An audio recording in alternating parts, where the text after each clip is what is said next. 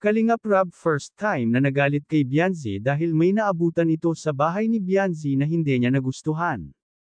Ito ang pag-uusapan natin maya-maya lamang, pakiusap patapusin ang video para malaman ang nilalaman nito at kung bago ka pa lang sa aking YouTube channel paki-subscribe para lagi kang updated sa video ng mga kalingap.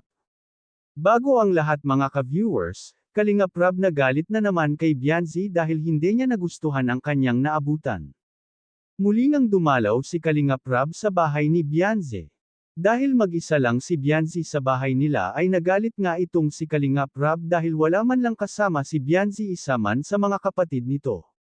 Ito pa naman ay ayaw ni Kalingap Rob dahil syempre nakikilala na si Bianzi sa social media ay nakakatakot na talaga ito na mag-isa na lang sa kanyang bahay.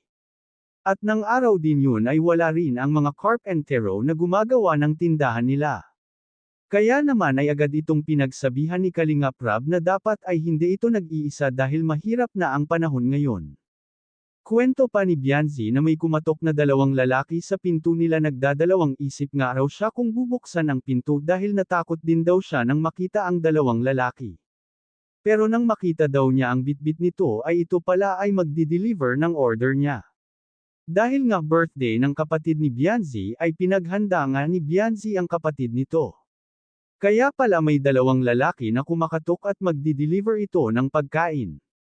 Sinabi ni Kalingap Rob kay Bianzi na kung maaari ay huwag kang magpapaiwan mag-isa dapat lagi kang may kasama. Mahirap nga naman kung may mangyaring masama kay Bianzi.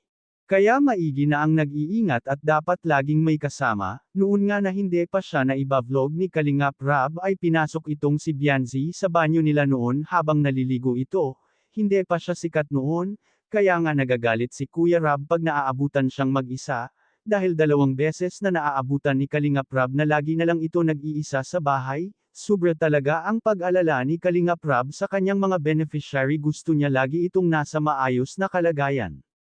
Hanggang dito na lang muna ang update ko mga ka-viewers huwag natin kalimutan suportahan ang ama ng Kalingap na si Val Santos Matubang at ang kanyang anak na si Kalingap Rob at ang munting channel kong ito. Maraming salamat po, God bless sa inyong lahat.